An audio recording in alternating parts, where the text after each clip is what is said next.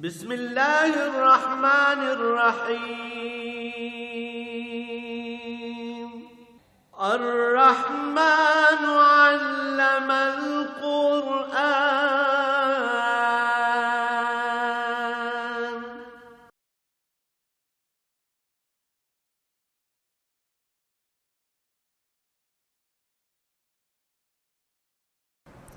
الحمد للہ رب العالمین والصلاة والسلام علی حبیبہ محمد وآلہ وصحبہ اجمعین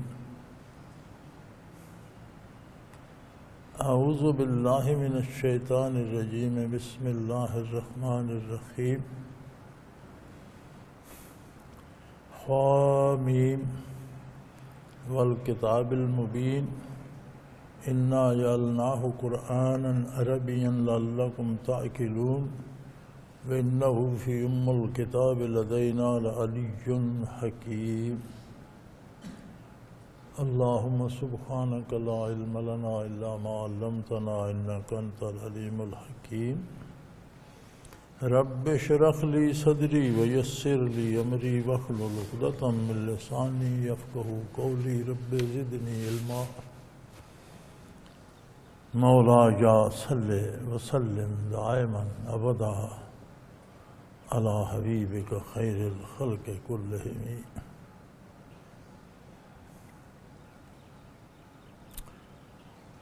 سورہ زخرف شروع ہوتی ہے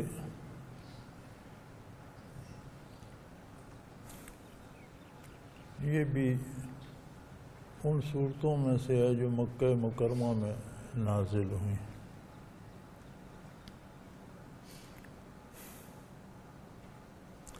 حامیم حروف مقطعات سے ابتدا ہوتی ہے والکتاب المبین قسم ہے اس واضح روشن کھلی کتاب کی جو زندگی کے موت کے ما بعد الموت کے ہر سوال کا واضح اور کھول کر جواب دیتی ہے قسم سے مراد ہوتا ہے کہ یہ کتاب اس بات پہ گواہ ہے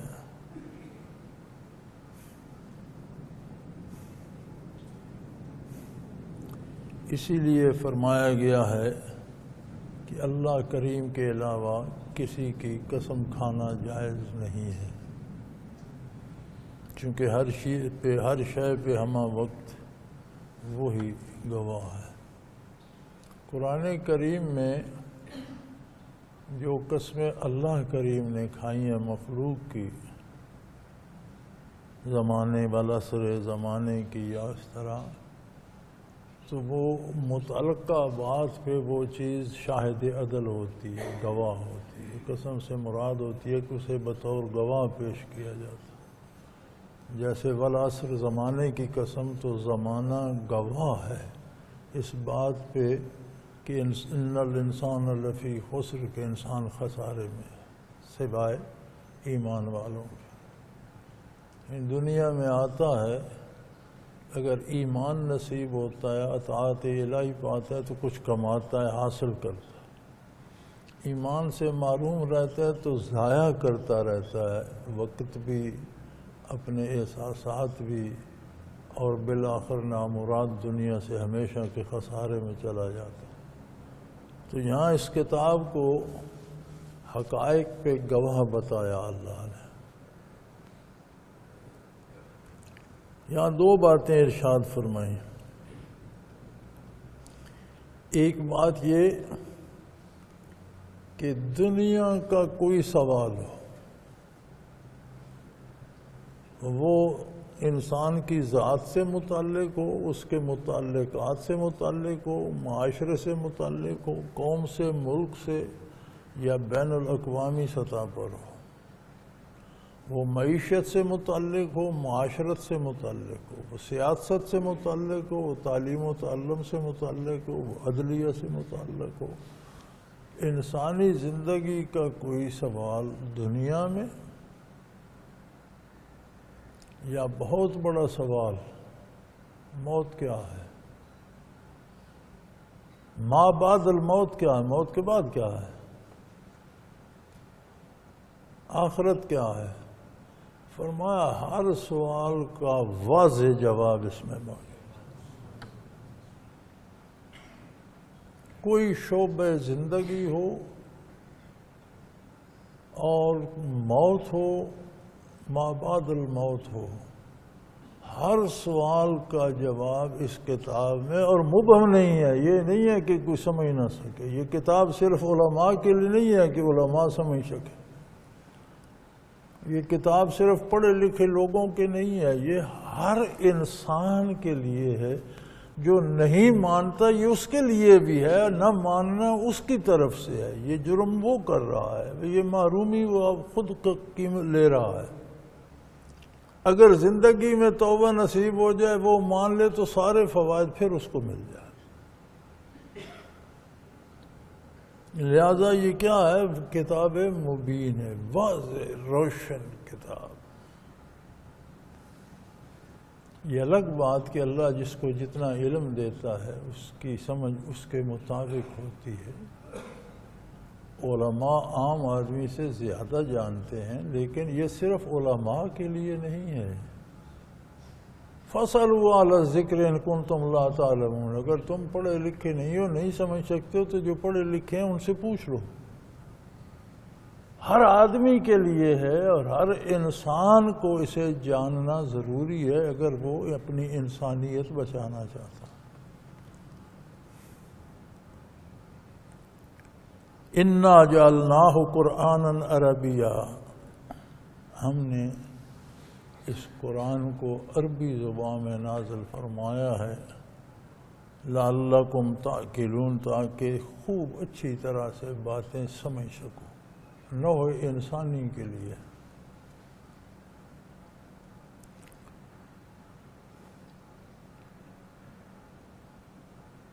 عربی زبان کی جو فضیلت ہے وہ تو اپنی جگہ ہے۔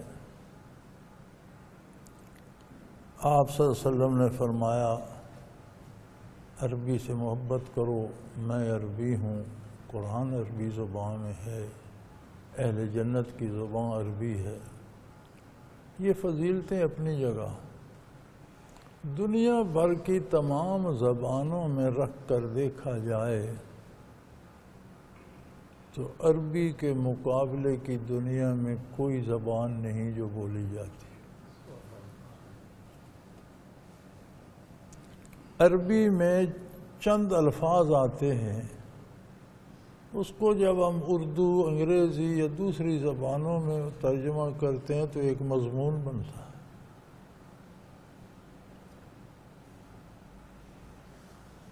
عربی میں یہ خصوصیت ہے کہ فصاحت و بلاغت میں دنیا کی کوئی زبان اس کا مقابلہ نہیں کر سکتی۔ چھوٹے سے جملے میں بات کی جزیات تک ارشاد کر دی جاتی ہیں، بات کی تمام جزیات سمو دی جاتی ہیں۔ دنیا کی کسی دوسری زبان میں یہ طاقت نہیں ہے۔ تو فرمایا یہ قرآن عربی میں ہے۔ اب اس کا معنی یہ بھی ہوگا کہ بعض لوگ عربی نہیں جانتے، قرآن کا اردو ترجمہ پڑھ لیتے ہیں، بعض اردو بھی نہیں جانتے، قرآن کا صرف انگریزی ترجمہ پڑھتے ہیں۔ یہ یاد رہے کہ وہ ترجمہ پڑھنا اور جاننا بھی مفید ہے، نفع بخش ہے، لیکن وہ قرآن کی تلاوت نہیں ہے۔ اردو ترجمہ پڑھ لیں، آپ نے ترجمہ پڑھا، قرآن نہیں پڑھا، تلاوت کا ثواب نہیں ہوگا۔ انگریزی یا کسی اور زبان میں، فارسی میں یا کسی اور زبان میں آپ نے ترجمہ پڑھا تو آپ نے ترجمہ پڑھا، قرآن پڑھنے کا، تلاوت کا ثواب صرف عربی میں ہوتا، کیونکہ قرآن عربی زبان میں ہے۔ اور یہ اس لیے ہے لعلکم تعقلون کہ پہلے مخاطب تو عرب تھے، ان کی مادری زبان تھی، انہوں نے سمجھا اور کائنات کو سمجھایا۔ لیکن دوسری بات یہ بھی ہے کہ غیر عرب بھی جب اپنی زبانوں میں اس کو ترجمہ کرتے ہیں یا اس کو سمجھنے کی کوشش کرتے ہیں تو واضح مضامین ان کی سمجھ میں آ جاتے ہیں۔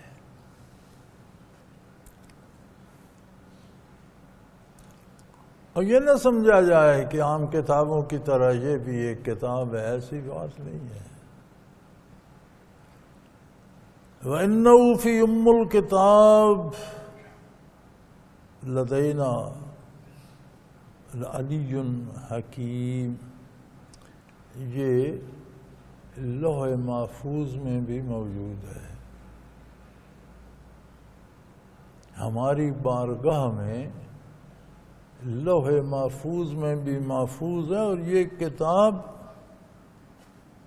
بہت بڑے رتبے والی ہے۔ علی یہ الکتاب ہے، ام الکتاب، الکتاب دا بک۔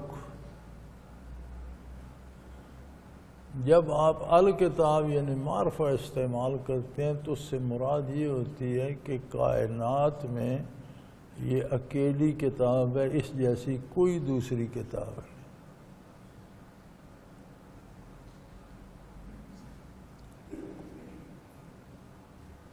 آسمان سے کتابیں نازل ہوئیں، انبیاء پر صحائف نازل ہوئے، سارے برحق ہیں، سب اللہ کے نازل کردہ ہیں، سارے اللہ کے کلام ہیں، لیکن اس کا مقابلہ کوئی نہیں کر سکتا، یہ بہت اعلیٰ ہے۔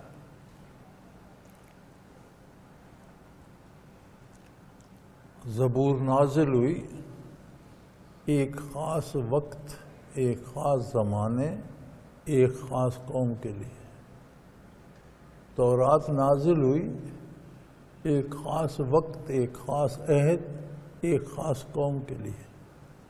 انجیل نازل ہوئی اپنے خاص وقت، ایک خاص قوم، ایک خاص عہد اور زمانے کے لیے۔ قرآن نازل ہوا تمام کائنات میں بسنے والے سارے انسانوں، ہر رنگ، ہر مذہب، ہر قوم، ہر ملک، ہر موسم میں رہنے والے تمام انسانوں کے لیے، اور ہمیشہ ہمیشہ کے لیے۔ اب اس کے بعد کوئی کتاب نہیں آئے گی۔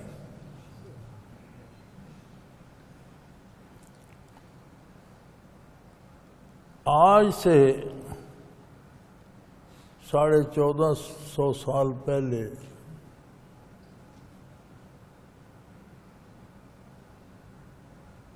جو ارشادات نبی کریم صلی اللہ علیہ وسلم نے فرمائے، جو آیات کتاب اللہ کی نازل ہیں، یہ بھی ہم تک تو نبی کریم صلی اللہ علیہ وسلم کی برکت سے پہنچی ہیں۔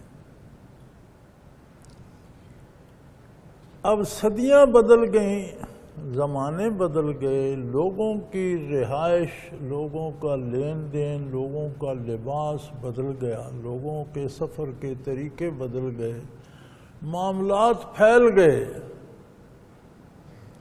دنیا ایک گلوبل ولیج بن گئی، نئے نئے سوال پیدا ہوئے، نئی نئی ضرورتیں، نئی نئی ایجادات آئیں، ان کی ضرورتیں پیدا ہوئیں، استعمال پیدا ہوا، اس کے نفع نقصان پیدا ہوئے۔ بھلا ان کا جواب کہاں سے آیا؟ فرمایا یہ کتاب مبین ہے۔ آج نہیں، قیامت تک جو تبدیلیاں آتی رہیں گی ان کا جواب بھی اس میں موجود ہے۔ یہ نہیں کہ قیامت تک اور کوئی کتاب نہیں آئے گی اور کتاب کی ضرورت ہوگی تو نہیں آئے گی، نہیں۔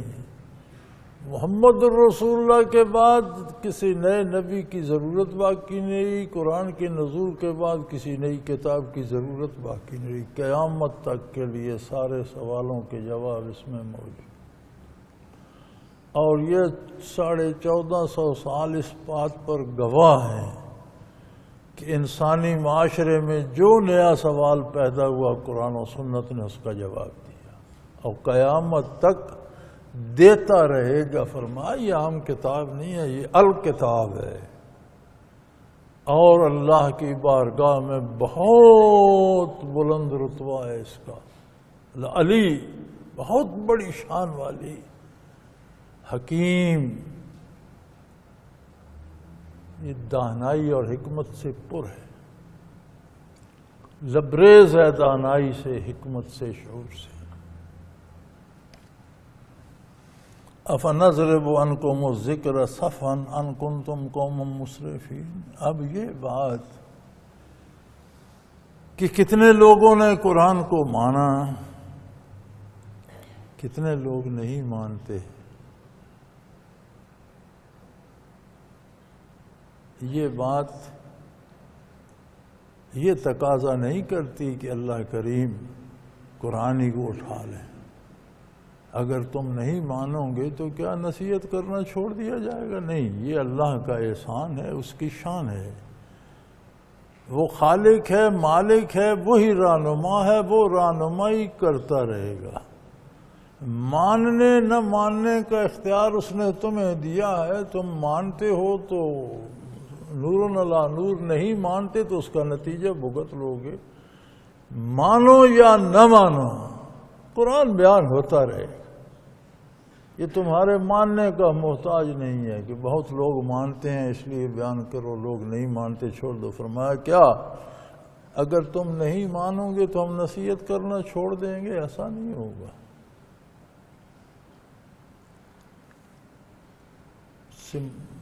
حاصل کلام یہ ہوا کہ دین بیان کرنے والے کو، قرآن بیان کرنے والے کو، سنت بیان کرنے والے کو اس بات سے بالا تر ہونا چاہیے کہ کتنے لوگ مان رہے ہیں، کتنے نہیں مان رہے. بات پہنچانا اس کے ذمے ہے، منوانا اس کے ذمے نہیں ہے. ماننا نہ ماننا بندے اور اللہ کے درمیان.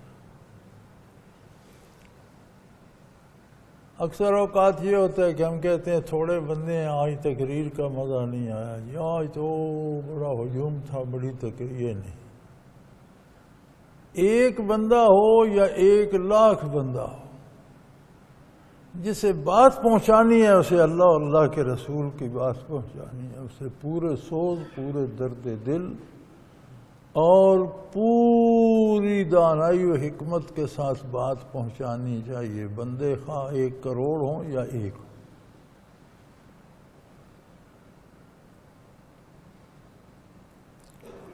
میں نے بعض علماء حضرات کا پڑھا ہے کہ تقریر فرماتے تھے، کچھ لوگ تاخیر سے آئے، دیر سے آئے، یا ختم ہو رہی تھی تو آئے، تو پھر وہ مجلس میں جا بیٹھے کہ حضرت آپ نے سنا ہے فلاں مسئلہ بیان فرمایا ہے اور میں تو حاضر نہیں ہو سکتا. تو ایک بندے کو وہ پھر پوری تقریر سنا، میں نے یہ کہا ہے، میں نے یہ کہا ہے. جو لاکھوں کے مجمع کو سنا رہے تھے وہ حضرات پھر اس ایک بندے کو وہ پوری تقریر سنایا کرتے تھے. انہیں اس بات کی پرواہ نہیں ہوتی تھی کہ سننے والے کروڑوں ہیں، لاکھوں ہیں یا 1 ہے. ذمہ داری یہ ہوتی تھی کہ اللہ اور اللہ کے رسول کی بات پہنچائی جائے. تو یہاں اللہ کریم نے اپنی ذات مبارک کے حوالے سے فرمایا کہ اگر تم مانو گے نہیں، حد سے نکل جاؤ گے. مسرف، اسراف ہوتا ہے حد کو عبور کر جانا. اسی لیے بلا ضرورت پیسہ خرچ کیا جائے تو اسے اسراف کہتے ہیں. جہاں ضرورت نہیں تھی وہاں خرچ کر دیا، جسے آپ اردو میں فضول خرچی کہتے ہیں، اسی کو اردو میں بھی اسراف استعمال ہوتا ہے، عربی لفظ ہے. ان کن تم اگر تم حد سے نکل جاؤ گے، اطاعت الہی نہیں کرو گے، تو کیا نصیحت کرنا بند ہو جائے گا؟ نہیں، قرآن بیان ہوتا رہے گا، اپنی بات دہراتا رہے گا، مسائل کا حل بتاتا رہے گا. تم مانو نہ مانو اس کے نتائج تم نے بھگتنے. اور یہ کوئی نئی بات نہیں ہے. انسان جب دنیا میں آتا، یہی تو آزمائش ہے، امتحان ہی تو یہی ہے۔ اللہ کریم نے بڑی خوبصورت بنائی ہے دنیا، بہت خوبصورت، بڑی لذتیں رکھی ہیں اس میں، کھانے پینے وغیرہ کی لذتیں الگ ہیں، اس میں عجیب عجیب لذتیں رکھی ہیں جو صرف محسوس ہوتی ہیں، نہ کھائی جاتی ہیں نہ پی جاتی ہیں، احساسات میں آتی ہیں۔ کسی کو اقتدار مل جاتا ہے، اس کی عجیب سی لذت ہے، کسی کو شہرت مل جاتی ہے، اس کی ایک اور سی لذت ہے۔ پھر اس پہ بڑی خوبصورت گلکاری کی گئی ہے، بڑے خوبصورت رنگ سجائے گئے ہیں، اور ہر فرد بشر کو اس کا حسن، اس کی لذتیں محسوس بھی ہوتی ہیں، حسن نظر بھی آتا ہے، چونکہ دنیا مادی ہے، انسانی وجود مادی ہے، اس کا نفس مادوں کے ملنے سے بنتا ہے، تو یہ سارے ذرائع اسے روبرو کر دیتے ہیں۔ دنیا کو دنیا کہتے اس لیے ہیں کہ دنیا سے مراد ہوتی ہے قریب تر شے۔ عربی میں لفظ دنیا کا معنی یہ ہے قریب تر چیز۔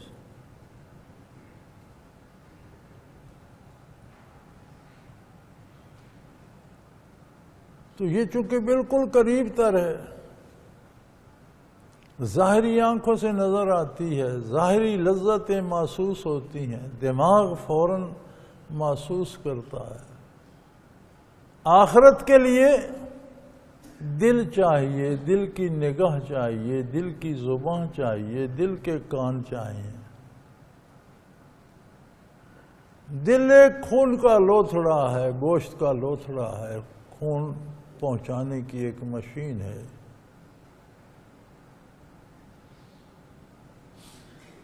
تو ارشاد ہوا صلی اللہ علیہ وسلم، نبی کریم نے ارشاد فرمایا کہ جسم میں ایک گوشت کا لوتھڑا ہے، اذا صلح صلح الجسد کلہ، اگر اس کی اصلاح ہو جائے تو سارے بدن کی اصلاح ہو جاتی ہے۔ وَإِذَا فَسَدَ فَسَدَتِ الْجَسْدُ، اگر وہ خراب ہو جائے تو سارا بدن تباہ ہو جاتا ہے۔ فرمایا الا، خوب اچھی طرح سن لو، وَهِيَ الْقَلْبُ، یہ قلب انسانی ہے۔ اب قلب انسانی تب تک مردہ ہے جب تک ایمان نہیں لاتا۔ اگر انسان کا دماغ مردہ ہو، سویا ہوا ہو، تو کیا وہ دنیا کی چیزیں سمجھ سکتا ہے؟ پاگل جو ہوتے ہیں انہیں تو کوئی پتہ نہیں ہوتا، نہ گرمی سردی کا، نہ اچھے برے کھانے کا، نہ اچھے برے الفاظ کا، گالیاں دیتے ہیں، گالیاں سنتے ہیں، کپڑے پھاڑ دیتے ہیں، احساس ہی نہیں ہے ننگے ہو رہے ہیں یا بدن ڈھپا ہوا ہے۔ کیوں؟ دماغ کام نہیں کر رہا۔ دماغ مادی، دنیا مادی، ان امور کے لیے بندے عمر ضائع کر جاتے ہیں، ایک ایک سجدے سے محروم رہتے ہیں، ایک ایک دفعہ اللہ کا نام نہیں لیتے، آخرت کے لیے کچھ نہیں کرتے۔ جس طرح پاگل دنیا کی نعمتوں سے محروم ہے، وہ آخرت سے کیوں؟ دل کام نہیں کر رہا۔ دماغ نے کام چھوڑا تو دنیاوی امور تباہ ہوئے، دل نے چھوڑا اخروی امور تباہ۔ تو دل میں حیات آتی ہے، زندگی آتی ہے ایمان سے۔ اب صرف زندگی تو درکار نہیں ہے، زندہ تو وہ بندہ بھی ہے جو نہ اٹھ سکتا ہے نہ بیٹھ سکتا ہے، اسے خوراک بستر پر دی جا رہی ہے، پیشاب بستر پہ کرایا جا رہا ہے، وہ زندہ تو ہے۔ وہ زندگی تو نہیں چاہیے، زندگی تو وہ چاہیے جو باعمل ہو، اٹھے چلے پھرے کام کرے، اس کے لیے اطاعت پیغمبر ہے۔ ایمان کے بعد جتنا اتباع کرے گا اتنی اس میں طاقت، قوت کار روح کو حاصل ہوگی، اور کیا اللہ کا احسان کہ اسے برکات نبوت نصیب ہو جائے، کوئی ایسا ذریعہ مل جائے، کوئی ایسا دامن مل جائے، کوئی ایسا سینہ، ایسا دل مل جائے جو برکات نبوت سے منور ہو اور اس کے سینے میں کچھ ذرات ڈیل دے، پھر زندگی کا مزہ تو تب آتا۔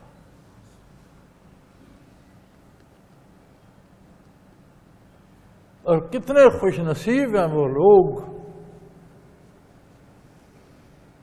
جو زندہ تو زمین پر ہے، بستے جنت میں۔ نبی کریم صلی اللہ علیہ وسلم نے فرمایا نا شب معراج کہ میں نے جنت کا معائنہ کیا تو میں نے دیکھا مجھے بلال کے قدموں کی چاپ آ رہی سنائی دے رہی تھی صلی اللہ علیہ وسلم۔ یہ حضرت بلال تو زمین پر تھے، چل تو زمین پر رہے تھے۔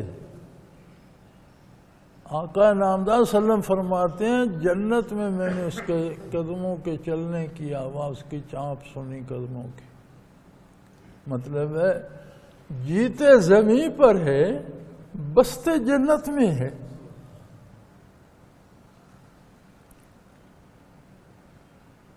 کیا لوگ ہوتے ہوں گے؟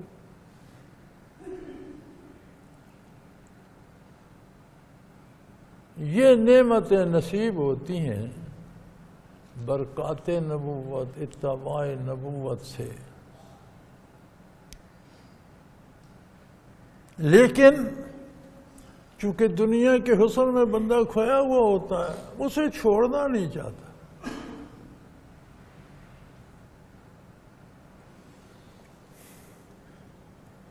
ہمارے ملک میں آج بھی اگر آپ عام آدمیوں کی بھی رائے لیں، ایک گناہگار مسلمان بے نماز وہ بھی کہے گا اسلام ملکی آئین ہونا چاہیے۔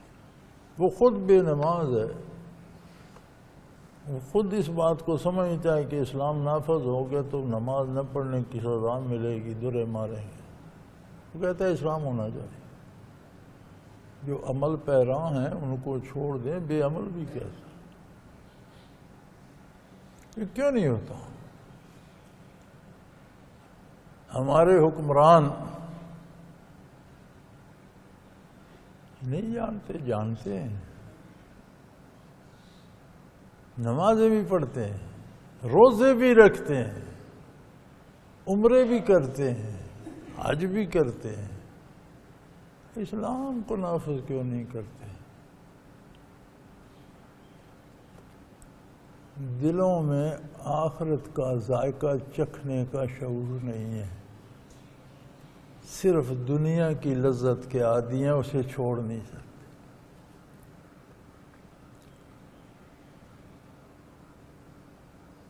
مجبوری یہ ہے کہ ان کے دل زندہ نہیں ہیں۔ دنیاوی لذتیں تو محسوس ہوتی ہیں، اقتدار کی لذت بھی پاتے ہیں، وقار کی لذت بھی پاتے ہیں، دولت کی لذت بھی پاتے ہیں، حکمرانی کے جو ہیں لذتیں وہ بھی پاتے ہیں، لیکن یہ ان کے بس کی بات نہیں کہ اس دنیا میں رہ کر جنت میں جئیں۔ اب یہ دنیا چونکہ چھائی ہوئی ہے، دل میں جان نہیں ہے۔ کلمہ پڑھا ہے، نماز پڑھ لیتے ہیں، لیکن دل میں اتنی ہی جان ہے جیسے ایک مریض چارپائی پر پڑا ہے، اتنی مسلمانی ہے۔ اٹھ نہیں سکتا، کر کچھ نہیں سکتا، کام کاج نہیں کر سکتا، بات نہیں بتا سکتا۔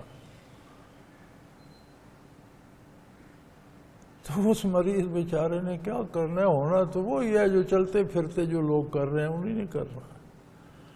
تو ان کے اندر دنیا تو چل پھر رہی ہے، دین بستر پہ پڑا ہے، اس کی کوئی نہیں سنتا، اس میں اتنی سخت نہیں ہے کہ وہ بتا سکے میری ضرورت کیا ہے۔ وہ یہ نہیں انہیں بتا سکتا کہ یار جن لذتوں پہ تم خوش ہو رہے ہو میرے لیے یہ سمے قاتل ہیں، مجھے زہر کھلا رہے ہو۔ وہ بول ہی نہیں سکتا تو بتائے گا کہ اسے خوراک کی نالیاں لگی ہوئی ہیں، جو ڈال دیتے ہیں بس ٹھیک ہے۔ دل زندہ ہو، پھر دل صحت مند ہو، پھر دل اپنی لذتیں چاہے، تب جا کر بات بنے۔ اور یہ بات صرف حکمرانوں پر نہیں ہے، ہمارا اکثریت کا یہی حال ہے۔ تو فرمایا کتنے رسول ہم نے پہلے بھی، کتنے نبی پہلی قوموں میں بھیجے۔ یہ کوئی نئی بات نہیں ہے کہ انبیاء کا تمسخر اڑایا جائے یا ان کی تبلیغ کا، یہ نئی بات نہیں ہے۔ پہلے بھی لوگ مردہ دل جو تھے وہ دنیا میں کھو گئے، دنیاوی لذات میں کھو گئے، اقتدار کی بھول بھلیوں میں کھو گئے، ذاتی قوت و طاقت کے نشے میں بڑے بڑے کڑیل جوان پیدا کیے ہم نے، اپنی طاقت کے نشے میں کھو گئے۔ وَمَا يَأْتِيهِم مِّن نَّبِيٍّ إِلَّا كَانُوا بِهِ يَسْتَهْزِئُونَ، ان کے پاس جب کوئی نبی آتا تھا اس کا مذاق اڑایا کرتے کہ لو جی یہ آخرت کی باتیں کر رہے ہیں، یہاں رہنے کو گھر نہیں ہے، سواری کو گاڑی نہیں ہے، پہننے کو شاندار لباس نہیں ہے، جنت کی باتیں ہو رہی ہیں۔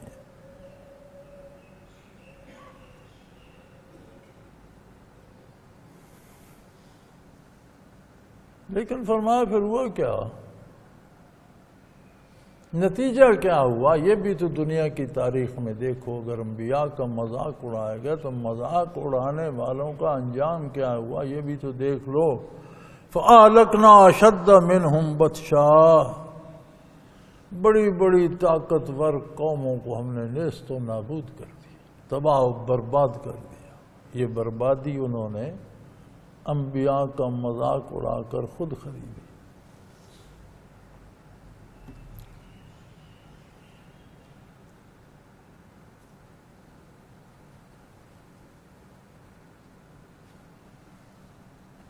وَمَضَىٰ مَثَلُ الْأَوَّلِينَ، تاریخ بھری پڑی ہے ان کے حالات سے کہ کیا کیا واقعات دنیا میں بیت چکے، کتنی بڑی سلطنت، کتنی طاقتور ریاست، کتنی دولت مند حکومت تھی فرعون کی۔ برس صدیاں فرعون مصر نے حکومت کی، کم از کم 400 سال یکے بعد دیگرے حکمران رہے، نئے فرعون آتے رہے۔ دنیا کی بہت بڑی طاقت تھی، فرمایا ہم نے تباہ کر کے رکھ دیا۔ ایسا مسئلہ کہ ان کے بنے ہوئے محل باغات اور خزانے بنی اسرائیل کے کام آئے جنہیں وہ غلام سمجھتے تھے، ہم نے غلاموں کو حکومت دے دی اور حکمرانوں کو تباہ و برباد کر دیا۔ اسی طرح عاد و ثمود، نوح علیہ السلام کی قوم، بے شمار قومیں جو تباہ ہوئیں، بڑے بڑے طاقتور لوگ تھے۔ آج بھی جو قوم عاد کے ڈھانچے صحرائے عرب سے ملے، 90 فٹ کا جوان ہے۔ یہ بڑے بڑے درختوں کو اس طرح اکھیڑ لیتے تھے جس طرح کوئی گاجر مولی نکال لیتا ہے زمین سے۔ بڑی بڑی سائنسی ترقی کی انہوں نے، یہ مت بھولیں، یہ نہ سمجھیں کہ وہ لوگ جاہل ہی تھے۔ جس طرح قوم عاد نے پہاڑوں کو، چٹانوں کو خراش کر مکان اور ملٹی سٹوری مکانات بنائے، جس صفائی سے کاٹا، جس گولائی سے ان کے ستون بنائے، جس طرح کی چترکاری ان پر کی، آج کی جدید مشینوں سے آپ ویسی نہیں کر سکتے۔ ان کے پاس بھی تو کچھ ہوگا۔ آج بھی ان کے چھوڑے ہوئے ان مکانوں کو عجائبات عالم میں شمار کیا جاتا ہے کہ ایسا آج بھی نہیں ہو سکتا۔ جس کا مطلب ہے کوئی مشینیں، کوئی ایجادات، کوئی طریقہ انہوں نے پیدا کیا ہوگا تو یہ سب بنایا۔ انہیں اپنی اس مشینری پہ ناز رہا، ایجادات پہ ناز رہا، قوت و طاقت پہ ناز رہا، قد و قامت پہ ناز رہا، انبیاء کا مذاق اڑایا، فرمایا ہم نے تباہ کر کے رکھ دیا، برباد کر کے رکھ دیا۔ وَمَضَىٰ مَثَلُ الْأَوَّلِينَ، پہلوں کی کتنی کہانیاں یہ گزر چکی، تاریخ بڑی پڑی ہے۔ اور پھر مزے کی بات یہ ہے کہ یہ جو لوگ انبیاء کا انکار کرتے ہیں، دین کا انکار کرتے ہیں، اگر ان سے پوچھا جائے وَلَئِن سَأَلْتَهُمْ، ان سے یہ سوال تو کیجئے، پوچھئے تو صحیح، من خلق السماوات والارض، یہ زمین و آسمان، یہ کائنات کس نے پیدا کی؟ تو جو غیر اللہ کو اللہ کا شریک مانتے ہیں، ان کی مجبوری یہ ہے کہ وہ غیر اللہ سارے بھی مخلوق ہیں، وہ خالق نہیں بن سکتے، دیوی دیوتا ہوں یا پتھر کے بت ہوں یا کوئی انسان ہوں یا کوئی ہوں جن کی یہ پوجا کرتے ہیں۔ اب ہندوستان میں بندروں کو پوجا جاتا ہے، سانپوں کو پوجا جاتا ہے، درختوں کو پوجا جاتا ہے، پہاڑوں کو، پتھروں کو پوجا، یہ سارے کیا ہیں؟ خود مخلوق ہیں۔ اب ان کو کس نے بنایا؟ ان سالتم من خلق السماوات والارض، یہ زمین و آسمان، یہ کائنات، یہ موسم، یہ رنگینیاں، یہ چاند، سورج، ستارے، یہ کائنات کے سربستہ راز، یہ سیل، یہ ایٹم، یہ مخلوق، یہ کس نے بنائی؟ لَيَقُولُونَ خَلَقَهُنَّ الْعَزِيزُ الْعَلِيمُ، تو انہیں کہنا پڑتا ہے کہ وہ اللہ ہی ہے جس نے مخلوق بنائی، وہ غالب ہے، وہ جاننے والا ہے، اسی کو خبر ہے اس نے کیسی مخلوق بنائی، پیدا کرنے والا وہی۔ اور پتہ ہے کہتے کیا ہیں؟ کہتے ہیں بنائی تو اللہ نے ہے، سب پور دن کے کر دیا کہ آگے چلانی تو نے۔ اب بیچارے یہ تو نہیں کہہ سکتے کہ اس نے بنائی ہے، چونکہ وہ خود مخلوق ہے، اسے خود کسی نے بنایا تو اس نے کیا بنانا تھا؟ فرمایا اگر ان سے پوچھا جائے یہ ارض و سما، یہ کائنات، یہ اس کی رنگینیاں، یہ اس کے سربستہ راز، یہ چیزوں کو ملا کر ایک نئی ایجاد ہو جائے، یہ ساری یہ کون، کس نے پیدا کر دیا؟ تو ضرور کہیں گے اس نے پیدا کیا جو سب پر غالب ہے اور جو ہر چیز کو جانتا ہے۔ فرمایا وہ ایسی ذات ہے الذی جعل لکم الارض مہدا، اس نے تمہارے لیے زمین کو بچھونا بنا دیا۔ یہ عجیب قدرت باری ہے، ہر جگہ وہ گلوب رکھے ہیں، سکولوں میں، کالجوں میں، دفتروں میں، جی زمین گول ہے، جی زمین بیضوی ہے، جی زمین اوپر جا رہی ہے، نیچے جا رہی ہے، سورج کے گرد چکر لگا، یہ ہو رہا ہے۔ وہ بھائی جو گلوب کے اوپر ہے وہاں تو زمین سیدھی ہے، جو گلوب کے نیچے ہے وہاں تو الٹی ہونی چاہیے، بندوں کے پاؤں زمین کے ساتھ سر ہوا میں لٹک رہے ہونے چاہیے نیچے۔ وہ فرماتے ہیں میری قدرت دیکھو، میں نے اس کرے کو، اس بیضوی شکل کی زمین کو، تم جہاں جاؤ تمہارے لیے بچھونا بنا دیا۔ اب ہم یہاں جس خطے میں ہیں، امریکہ کے مغربی ساحل ہمارے عین مقابل دوسری طرف، اگر وہ اوپر ہیں تو ہمیں نیچے ہونا چاہیے، اگر وہ نیچے ہیں تو ہم اوپر ہیں تو انہیں نیچے، لیکن وہاں جاؤ، یہاں سے جہاز میں بیٹھ جاؤ، وہاں جاؤ اترو، پھر وہی سیدھی زمین۔ تمہیں میری عظمت اس میں نظر نہیں آتی کہ اپنی کروی شکل، اپنی گولائی کے باوجود تم جہاں جاتے ہو وہاں میدان ہے، وہاں بچھونا ہے تمہارے لیے، آرام دہ ہے۔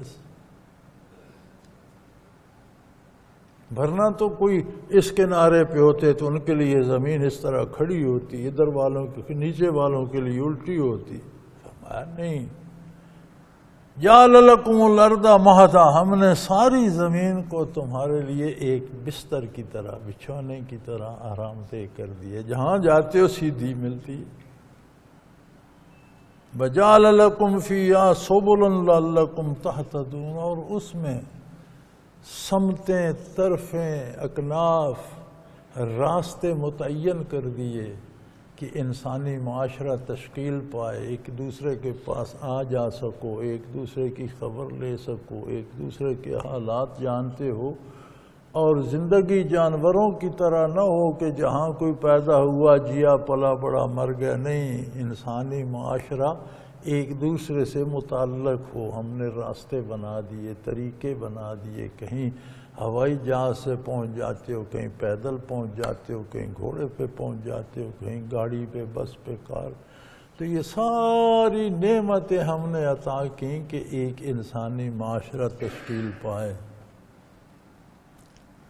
لعلکم تہتدون، تاکہ تم اپنی منازل پہ پہنچ سکو۔ پھر یہ بھی دیکھ لو، والذی نزل من السماء ماء بقدر، عام بلندیوں سے پانی نازل فرماتے ہیں لیکن پوری ضرورت کے مطابق۔ جہاں ہم ذرا بڑھا دیتے ہیں تم غرق ہونے لگ جاتے، جہاں ہم ذرا گھٹا دیتے ہیں تمہاری زمینیں خشک ہو جاتی ہیں اور قحط ہو جاتا ہے۔ نہ تم قحط کو روک سکتے ہو، نہ سیلابوں کو روک سکتے، تو پھر تمہیں اس کا ممنون ہونا چاہیے جو ہمیشہ اندازے کے مطابق پانی برساتا ہے، جس سے تمہاری حیات رواں دواں رہتی ہے۔ کبھی کبھی اظہار قدرت کے لیے تمہارے کردار کے سبب، تمہاری برائیوں گناہوں کی سزا میں کبھی اسے بڑھا دیتا ہے کہ تمہیں احساس رہے کہ یہ تم نہیں ہو جو دنیا کو کنٹرول کر رہے ہو، کوئی اور ہستی ہے، اس کی مان کر چلو۔ کبھی کم کر دیتا ہے کہ تمہیں احساس ہو کہ تم نہیں برسا سکتے۔ نزل من السماء ماء بقدر، اندازے سے، اندازے کے مطابق آسمانوں سے پانی نازل فرماتا ہے۔ فَأَنشَرْنَا بِهِ بَلَدًا مَيْتًا، پھر مردہ زمینوں کو، مردہ آبادیوں کو، مردہ شہروں کو حیات نو بخش دیتا، ہر ذرے میں زندگی کروٹ لینے لگی۔ ایک رنگ کی بارش برسی، اس میں ایک ہی بو بھی تھی، ایک ہی ذائقہ بھی اس میں تھا۔ پانی کا ذائقہ بو کیا ہوتا ہے؟ جس میں کوئی رنگ نہ ہو، جس میں کوئی ذائقہ نہ ہو، جس میں کوئی بو نہ ہو، وہ پانی ہوتا ہے، وہ خالص پانی ہوتا ہے۔ پانی کی تعریف صاف پانی کی کیا ہے؟ اگر اس میں بو آئے تو خالص نہیں ہے، رنگ بدل جائے تو خالص نہیں ہے، ذائقہ بدل جائے تو خالص نہیں ہے۔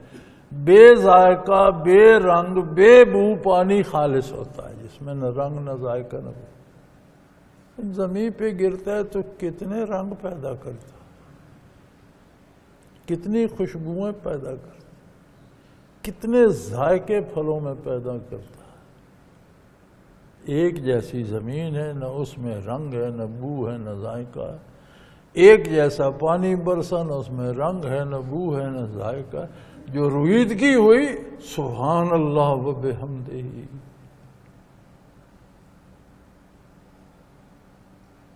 ہم اس سے مردہ زمینوں کو زندہ کر دیتے ہیں۔ کذالک تخرجون، تم بھی قیامت کو اسی طرح اٹھ کھڑے ہو گے، جس طرح روز تمہارے سامنے شاید کروڑوں پتے جھڑ جاتے ہوں گے ایک درخت سے، خاک میں مل جاتے ہیں، جل جاتے ہیں، مٹی ہو جاتے ہیں، جانور کھا جاتے ہیں۔ پھر جب موسم آتے تو اس سے زیادہ اس پہ نکل آتے، پھر وہی پتے، وہی درخت سرسبز ہو جاتے۔ مردہ کھیتیوں کے ہر ذرے میں جان پڑ جاتی ہے، زندگی کروٹیں لینے لگتی ہے، گھاس سے لے کر بے شمار پودے، بوٹیاں، جڑی بوٹیاں۔ فرمایا جس طرح بارش برستی ہے تو گھاس پھوٹتی ہے نا، قیامت کو تم بھی اسی طرح کھڑے ہو جاؤ گے زمین سے۔ کذالک تخرج، اسی طرح تمہیں بھی نکال کھڑا کیا جائے گا زمین کے سینے سے۔ والذی خلق ازواج کلھا، اس نے قسم قسم کی مخلوق پیدا کی اور سب میں جوڑے بنا دیے، بقائے نسل کا سبب بنا۔ عجیب قدرت ہے اس، درختوں میں بھی نر و مادہ ہیں، سبزوں میں بھی نر و مادہ۔ کتنے درخت ہیں جو آج کی آپ کی باٹنی آپ کو بتاتی ہے کہ یہ جو نر پودا ہے اس پر پرندے جا کر بیٹھتے ہیں، پھر وہ ان کے پاؤں سے اس کی وہ خاص تخم جو ہیں یہ ذرات لگ جاتے ہیں، وہ مادہ درخت پہ بیٹھتے ہیں تو اس پہ پھل آتا ہے۔ عجیب حکمت ہے اس کی۔ اس نے جوڑ بنا کر نسلیں چلانے کا سلسلہ بنا دیا، انسانوں میں، حیوانوں میں، پرندوں میں، چرندوں میں، درندوں میں، درختوں میں، نباتات میں، جڑی بوٹیوں میں۔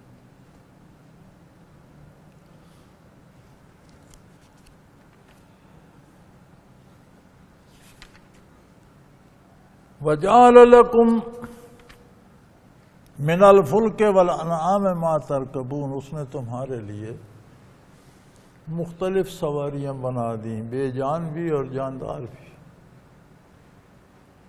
تمہیں کشتیوں کی صنعت سکھائی، جہازوں کی صنعت سکھائی، اور بے شمار بے جان مشینیں، گاڑیاں، موٹریں، کاریں، بے شمار جانور تمہاری سواری کے لیے گدھا، خچر، اونٹ، گھوڑا بنا دیے، جن پر تم سوار ہوتے ہو، جن کو تم استعمال کرتے ہو۔ لِتَسْتَوُوا عَلَىٰ ظُهُورِهِ ثُمَّ تَذْكُرُوا نِعْمَةَ رَبِّكُمْ إِذَا اسْتَوَيْتُمْ، اس لیے کہ جب ان نعمتوں کو استعمال کرو، جب ان پر سوار ہو جاؤ تو اللہ کے احسانات کو یاد کرو۔ جب ان پر بیٹھ جاؤ، سوار ہو جاؤ تو اللہ کے احسانات کو یاد کرو۔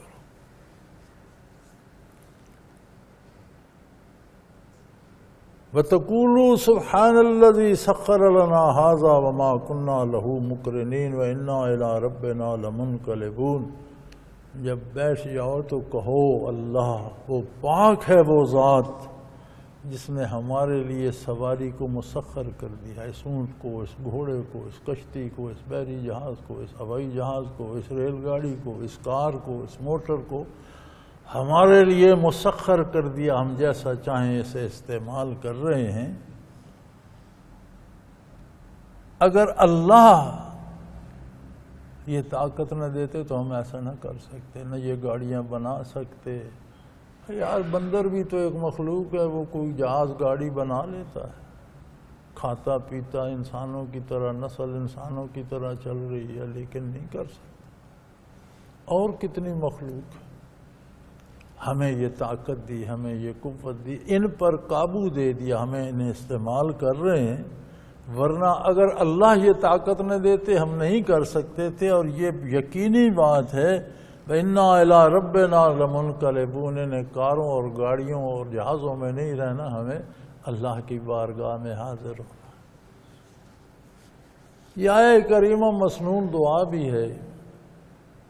حضرت علی رضی اللہ تعالیٰ عنہ سے روایت ہے کہ سواری پر بیٹھتے جب پاؤں رکھو تو بسم اللہ شریف پڑھ کے رکھو، جب بیٹھ جاؤ تو یہ آیہ کریمہ پڑھو، سبحان الذی سخر لنا ھذا وما كنا له مقرنین وإنا إلی ربنا لمنقلبون۔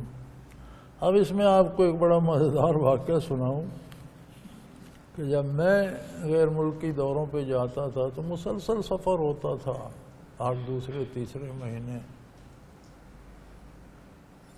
تو پھر صحت خراب رہنے لگی تو میرا سفر فرسٹ کلاس میں ہوتا تھا، اکانوی میں جگہ تنگ ہوتی تھی تو فرسٹ کلاس کی ٹکٹ لے لیتے تھے۔ تو سعودیہ کے جہازوں میں ہم سفر کرتے تو وہاں یہ آیہ کریمہ پڑھی جاتی جہاز اڑنے سے پہلے، جب جہاز سٹارٹ ہوتا تو یہ آیہ کریمہ تلاوت آتی۔ جب ہم اپنے پی آئی اے میں بیٹھتے تو وہاں گانے لگ جاتے اور ڈھول تماشا۔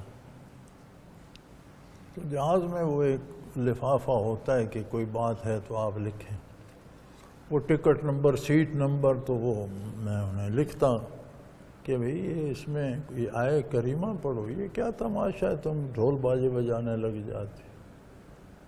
تو ذرا وہ فرسٹ کلاس کا پھر ہوتا ہے کہ کوئی بڑا آدمی ہی ہوگا، تو جواب آتا 3-4 دفعہ، تو جواب آیا کہ یہ پاسبل نہیں ہے، ٹیکنیکلی نہیں ہو سکتا۔ میں نے پھر لکھا، میں بھی یار دوسرے تیسرے مہینے جہاز میں ہوتا تھا، وہ لفافہ بھی جہاز میں ملتا، وہاں سے پھر لکھا کہ بھئی ٹیکنیکلی سعودیہ کے جہازوں میں ہو جاتے ہیں، ہماروں میں کیوں نہیں ہوتا؟ ٹیکنیکلی ڈھول باجے کی کیسٹ لگ سکتی ہے تو عیسائیت کی بھی تو کیسٹ ہی لگانی ہے، ٹیپ تو آگے چل رہی ہے، کیسٹ تو چل رہی ہے آپ کی، تو جس کیسٹ میں آپ نے ڈھول باجے وہ ریکارڈ کی ہوئے اس کی جگہ آیت ریکارڈ کر لو، کیوں نہیں ہو سکتا؟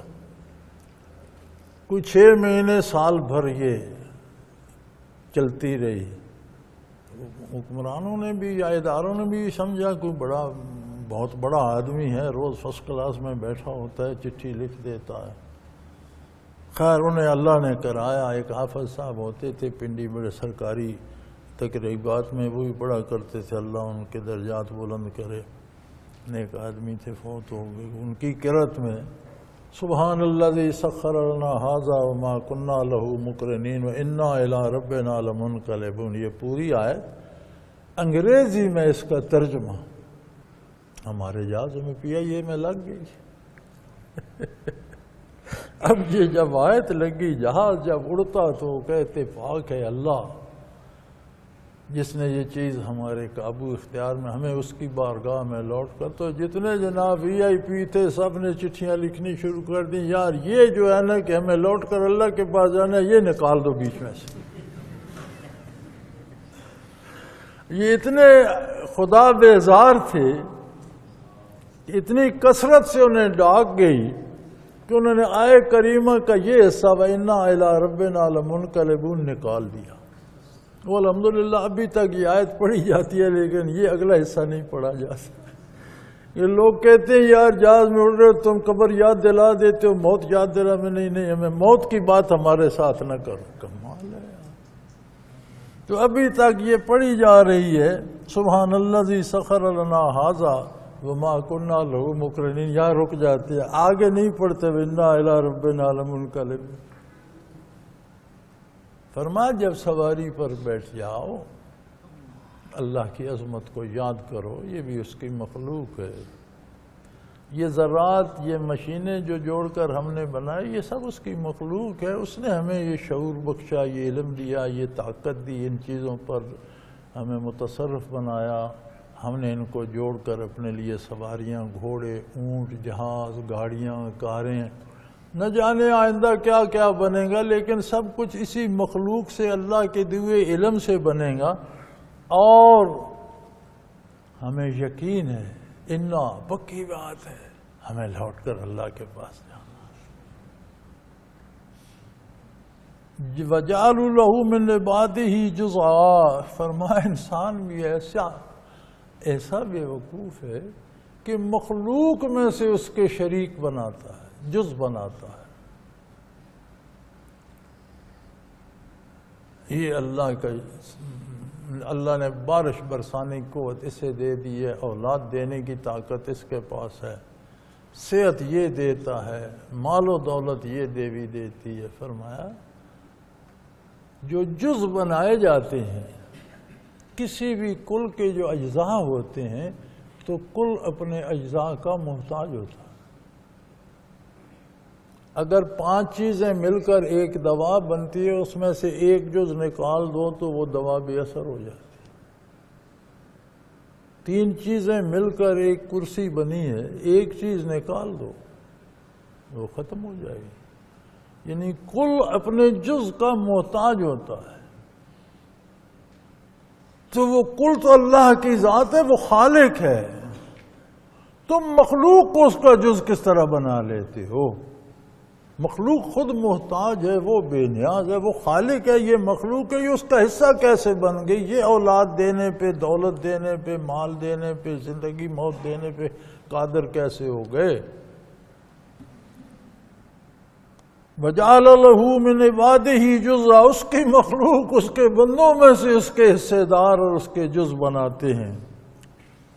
إِنَّ الْإِنسَانَ لَكَفُورٌ مُبِينٌ، یقیناً انسان بہت بڑا واضح ناشکرا ہے، بہت بڑی ناشکری کرتا ہے، بہت بڑی گستاخی کرتا ہے۔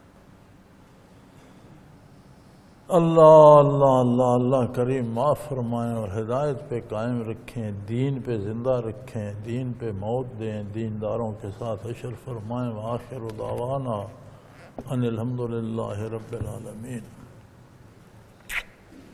اللہ الحمدللہ رب العالمین۔ اللہم ربنا لا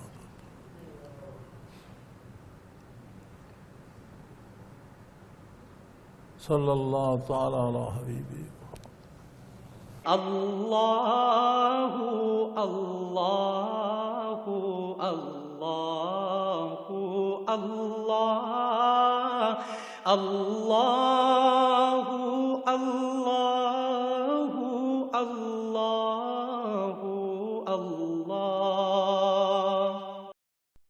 حضرت امیر محمد اکرم آوان مد ظلہ العالی دارالعرفان منارہ ضلع چکوال میں سالہ سال سے قرآن و حدیث کے اوپر خطابات کر رہے ہیں اور سلسلہ نقشبندیہ اویسیہ کے مطابق لوگوں کو ذکر الہی کی تربیت دے رہے ہیں۔ وہ قرآن پاک کی تفسیر ترتیب وار بیان کر رہے ہیں۔ تفسیر قرآن کو وہ موجودہ ملکی اور بین الاقوامی حالات کے مطابق بیان کرتے ہیں۔ موٹر وے سے کلر کہار کے انٹرچینج سے نکلتے ہوئے کلر کہار کی جھیل سے ہوتے ہوئے میانی، بوچھال اور نور پور سے گزرتے ہوئے دارالعرفان منارہ پہنچ سکتے ہیں۔ حضرت امیر محمد اکرم آوان نے بچیوں اور بچوں کی دینی اور دنیاوی تعلیم کے لیے سقارہ اکیڈمی کے نام سے ایک درسگاہ بھی قائم کی ہے، جس کا افتتاح ملک پاکستان کے صدر جنرل محمد ضیاء الحق نے اپنے دست مبارک سے کیا تھا۔ وہ تمام احباب جو اسلام کی طلب رکھتے ہیں ان سے گزارش ہے کہ دارالعرفان منارہ ضلع چکوال میں امیر محمد اکرم آوان صاحب کے خطابات سے مستفید ہوں۔ وہ ہر جمعے کو نماز سے پہلے بیان فرماتے ہیں۔ ہر ماہ کی پہلی اتوار کو ماہانہ اجتماع ہوتا ہے جس میں آپ خصوصی خطاب فرماتے ہیں اور پاکستان کے چاروں صوبوں سے احباب اس اجتماع میں شرکت کرتے ہیں۔ اس کے علاوہ یہاں سال میں 2 مرکزی اجتماعات بھی ہوتے ہیں، ایک رمضان المبارک میں اعتکاف کا اجتماع اور دوسرا جولائی اور اگست میں 40 دن کا اجتماع ہوتا ہے جس میں روحانی تربیت کی جاتی ہے۔ اپنا خون سیماب دے کر اتنا ہم کر جائیں گے، نام آقا کا چمن میں پھر رقم کر جائیں گے۔